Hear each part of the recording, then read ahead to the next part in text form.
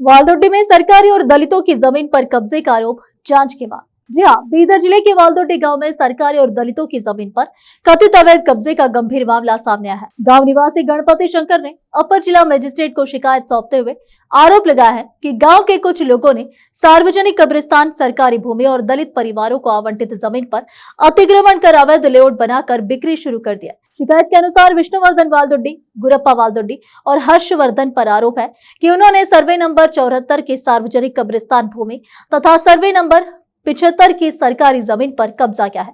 इसके अलावा सरकार द्वारा दलित परिवारों को दी गई सी फॉर्म जमीन और निजाम काल से चली आ रही सर्वे नंबर 86 और 87 की भूमि पर भी अवैध कब्जे के आरोप लगाए गए हैं। शिकायतकर्ता ने बताया है कि सुमेधा बौद्ध विहार और बागे इब्राहिम क्षेत्र की करीब 3.5 एकड़ जमीन पर बिना अनुमति अवैध लेआउट बनाकर प्लॉट बेचे जा रहे हैं। साथ ही ग्रामीणों की जमीन हड़पने और महिलाओं के साथ दुर्व्यवहार करने के भी आरोप लगाया गया है। गणपति शंकर का कहना है कि जब उन्होंने और उनके परिवार ने इसका विरोध किया तो आरोपियों ने उन्हें धमकाया, गालियां दी और हमला करने की कोशिश की। पीड़ित ने प्रशासन से पूरे मामले की निष्पक्ष जांच कर दोषियों के खिलाफ सख्त कानूनी कार्रवाई करने की मांग की है।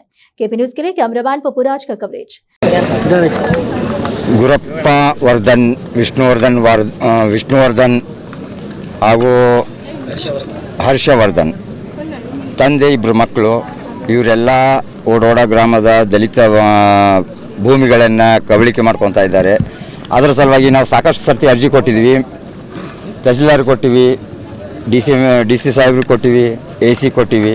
ಬಟ್ ಒಂದು ಯಾರೂ ಪ್ರೋತ್ಸಾಹ ಕೊಡ್ತಾ ಇಲ್ಲ. ಆದ್ದರಿಂದ ಈ ಪ್ರತಿಭಟನೆ ನಾವು ಇವತ್ತಿನ ದಿವಸ ಮಾಡ್ತಾಯಿದ್ದೀವಿ. ನೋಡಿರಿ, ಸರ್ವೆ ನಂಬರು 82, 83, 81 ಇವೆಲ್ಲ ಸಿ ಫಾರ್ಮ್ ಲ್ಯಾಂಡ್ಗಳು. ಮನೆ ಕಟ್ಕೊಂತ ರಾಜರೋಷವಾಗಿ ಮನೆ ಕಟ್ತಾ ಇದ್ದಾರೆ. ಯಾವ್ದ್ರಿಗೂ ಹೆದರ್ತಾ ಇಲ್ಲ. ಭೂಮಿ ರಿಲೇಟೆಡ್ ಏನಾದ್ರು ಕಂಪ್ಲೇಂಟ್ ಕೊಟ್ಟಿದ್ದೀರಾ ಸರ್? ಸರ್, ಕಂಪ್ಲೀಟ್ ಕೊಟ್ಟಿದ್ವಿ. ಏನು ರಿಯಾಕ್ಷನ್ ಸರ್? ಏನು ರಿಯಾಕ್ಷನ್ ಏನೂ ಆಗಲಿಲ್ಲ ಸರ್. ಮನೆ ಕಟ್ತಾ ಇದ್ದಾರೆ. DC ಮೇಡಮ್ಗೆ ಕೊಟ್ಟಿದ್ರೆ ಆಯ್ತಪ್ಪ, ನಾನು ನೋಡ್ತೀನಿ, ನಾನು ಕಳಿಸ್ತೀನಿ ಅಂತ ಹೇಳ್ತಾರೆ. ಡಿಸೆಂಬರ್ 2 ತಾರೀಕಿಗೆ. ಹಾಂ, 6 ತಿಂಗಳಾಯ್ತು.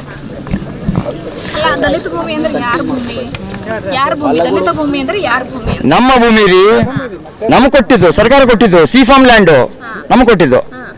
ಅದನ್ನು ಕಬಳಿಕೆ ಮಾಡ್ತಾ ಇದ್ದಾರೆ. ಹೇಳಲಿಕ್ಕೆ ಹೋದ್ರೆ ನಿನ್ನ ಹತ್ರ, ನಾವು ಕೇಳಲಿಕ್ಕೆ ಹೋದ್ರೆ ದೌರ್ಜನ್ಯ ಮಾಡ್ತಾ ಇದ್ದಾರೆ. ಏನಿದೆ ನಿಮ್ಮ ಹತ್ರ? ಸಾಕ್ಷಿ ಕೊಡಿ. ಕೊಡ್ತಾ ಇದ್ದೀವ್ರಿ, ಕೊಡ್ತಾ ಇದ್ರು. ಸರ್ಕಾರ ಕೇಳ್ತಾ ಇಲ್ಲ.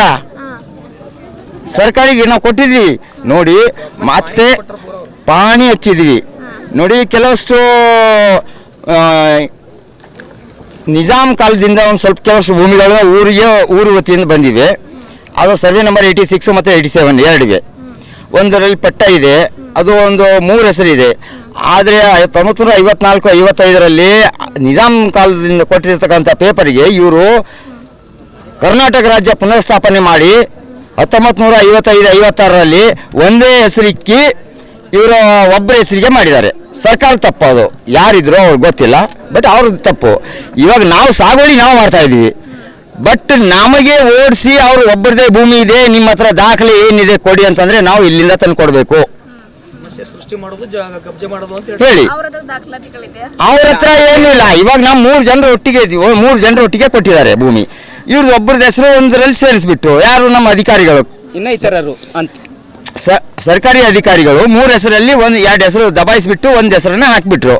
ಇವಾಗ ಅವ್ರ ಹತ್ರ ಹೋಗಿ ಅವ್ರು ಮಾರಾಟ ಮಾಡಿದ್ದಾರೆ. ನಾವು ನಿಮ್ಮ ಹತ್ರ ಏನಾದರೂ ದಾಖಲೆ ಇದ್ರೆ ಕೊಡಿ ಅಂತ ಹೇಳ್ತಾ ಇದ್ದಾರೆ. ನಮ್ಮ ಹತ್ರ ಹಿಂದಕ್ಕಿನ ಕಾಲದ ಕಾಸರ ಪತ್ರಕ್ಕೆ ಇದೆ ನಮ್ಮ ಹತ್ರ. ಅದರಲ್ಲಿ ಜಂಟಿ ಅಂತ ಇದೆ, 3 ಹೆಸರು ಇದೆ. ಅದನ್ನು ನಾವು ತಂದು ಪೆಟಿಷನ್ ಹಾಕಿದ್ರೆ ಇನ್ನೂ ಈವರೆಗೂ ಏನು ಕ್ರಮ ಒಟ್ಟೆ ತಗೊಳ್ಳಿಲ್ಲ. ಇವರು ಸುಮಾರು 2012ರಿಂದ ಮಾಡ್ತಾ ಇದ್ದಾರೆ. 13-14 ವರ್ಷದಿಂದ. ಇವ್ರು ಪಂಚಾಯತ್ ಮೆಂಬರ್ ಏನು ಅಷ್ಟಕ್ಕೆ ಆಗ ಹೌದ್ರಲ್ಲ. ಮತ್ತೆ 87 ಸರ್ವೆ ನಂಬರ್ ಅದು ಇನಾಮಿ ಜಮೀನ್ ಅಂತ ಇದೆ. ಅದು ಯಾರಿಗೆ ಮಾರಾಟ ಮಾಡ್ಲಿಕ್ಕೆ ಬರೋದಿಲ್ಲ. ಆದ್ರೂ ಸಹ ಇವ್ರು ದೌರ್ಜನ್ಯದಿಂದ ಬಂದು ನೋಡ್ಕೊಳ್ಳಬೇಕಾದ್ರೆ ಇವಾಗ ನೀವು ನನ್ನ ಜೊತೆಯಲ್ಲಿ ಬನ್ನಿ, ಸಾಕಷ್ಟು ಮನೆಗಳು ಕಟ್ಟಿದ್ದಾರೆ. ಕೇಳಲಿಕ್ಕೆ ಹೋದ್ರೆ ಇನ್ನು ದಾಖಲೆ ಕೊಡು ಅಂತಾರೆ.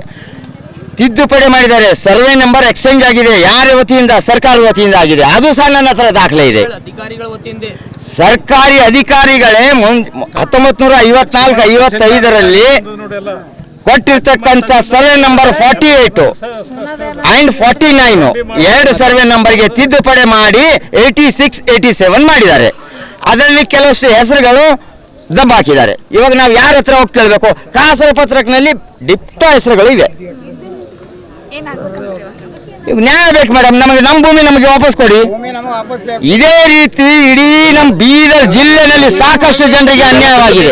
ಇವ್ರ ಹಾಲತ್ಗಳು ನೋಡ್ರಿ, ಇವ್ರ ಕೆಲಸ ಪ್ರತಿಯೊಬ್ಬರಿಗೆ ನಾವು ನ್ಯಾಯ ಕೊಡ್ಬೇಕಂತ ಹೇಳಿ ನಾವು ಈ ಪತ್ರದ ಮೂಲಕ ನಾವು ಮನೆ ಇಟ್ಕೊಳ್ಳಕ್ ಬಂದಿವಿ. ನನ್ನ ಹೆಸರು ಗಣಪತಿ ಅಂತ. ಹಿಂಗ ಜಾಗ ಎಲ್ಲ ನಮ್ದು ಕಬ್ಜಾ ತಗೊಂಡು ಅವ್ರ ಕಬ್ಜಾ ಮಾಡ್ಕೊಂಡ್ರು. ಅದು ಒಟ್ಟು ಅದು ಭೀ ಹೋಯ್ತು, ಇದು ಭೀ ಹೋಗ್ಯದ. ನಮ್ಮದು ಕಾಗಜ ಪತ್ರ ಎಲ್ಲ ಬಿಟ್ಟು ಅವ್ರು ನಡ್ಮಂತಾರೆ ಮಾಡ್ಕೊಂಡ್ರು. ಹಾ, ಪಂಚಾಯತ್ಲಿಂದ ಪಂಚಾಯತ್ಲಿಂದ ಖಾತಾ ಮೊಡ್ಡಿಷನ್ ಮಾಡ್ಕೊಂಡಾರ.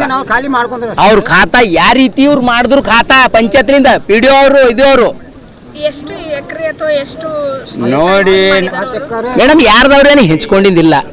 ಏನಂತಂದ್ರೆ ಭೂಮಿ ಕಸ್ಕೊಳ್ಳೋದು, ದಬ್ಬಳಿಕೆ ಮಾಡೋದು, ದೌರ್ಜನ್ಯ ಮಾಡೋದು, ಧಮಕಿ ಹಾಕೋದು.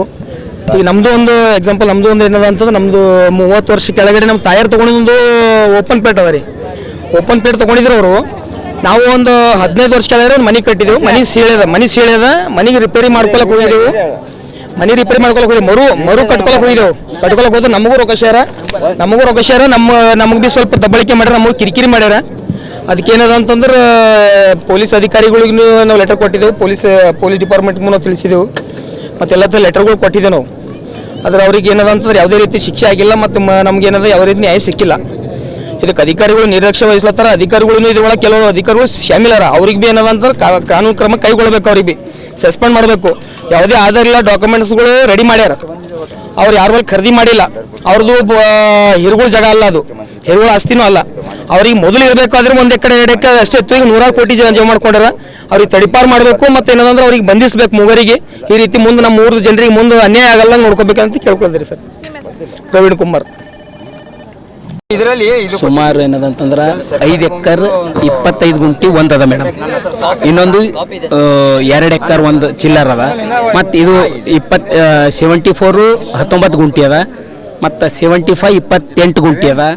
ಅಂದ್ರೆ ಇವು ಎಲ್ಲ ಏನಾದ್ರು ಒಂದು ಯಾವ್ದಂತ ಹೇಳ್ರಿ ಆ ರೀತಿ ಆಗ್ತಂತದ. ಒಂದದಂತ ಒಂದು ಮಾತಾಡರೆ ಅದು ಯಾಕಂದ್ರೆ ದಿಶಾಂಕ್ ಹೋಗೋಲ್ ನೋಡಿದ್ರೆ ಸ್ಪಾಟ್ ಮೇಲೆ ಈ ಸರ್ವೆ ನಂಬರ್ದಾಗ ಇದು ಹೋಗ್ಯದಂತ ಗೊತ್ತಾಗ್ತದ. ಅದು ಮಾಡ್ಬೇಕು ಯಾರು? ಸರ್ವೆ ಆಫೀಸ್ದವ್ರು. ತಹಶೀಲ್ದಾರ್ ಅರ್ಜಿ ಕೊಟ್ಟೆವು. ತಹಶೀಲ್ದಾರ್ ಹೋಗಿ ಆಯ್ತು ಮಾಡ್ತೀವಿ ಅಂತಾರ. ಒಂದು ತಲೆಟಿ ಕಳಿಸ್ತಾರ. ಆ ತಲೆಟಿ ಅವ್ರು ಸರಿ ಮಾತಾಡ್ಕೋತಾರ. ಯಾರು ಏನ್ ಮಾತಾಡ್ತಾರ ಏನ್ ಅರ್ಥನೇ ಆಗಲ್ಲ ಉಂಟವ. ಏನ್ ನಾವೇನ್ ನಮ್ಮ ದೇಶದಾಗ ಇದ್ದೀವ, ಏನ್ ಬೀದರ್ ಜಿಲ್ಲೆದಾಗ ಇದ್ದೀವ, ನಮ್ಮ ಊರಾಗ ಅಂದ್ರೆ ನಮ್ಗೆ ಅರ್ಥ ಆಗ್ತಾ ಇಲ್ಲ. ಅವ್ರು ಹಂಗ ಮಾಡತ್ತಿಲ್ಲ. ಹಿಂದ ಈಗ ಮೋಟಿಷನ್ ಇದು ಏನು ಡಿಜಿಟಲ್ ಖಾತಾ ಏನದಂತಂದ್ರ ಒಂದು ಬೋರ್ಡ್ ಮೇಲೆ ಅಫಿಡ್ಯೂಟ್ ಏನದ ನೋಂಟ್ರಿ ಮಾಡ್ಕೊಡೋದು.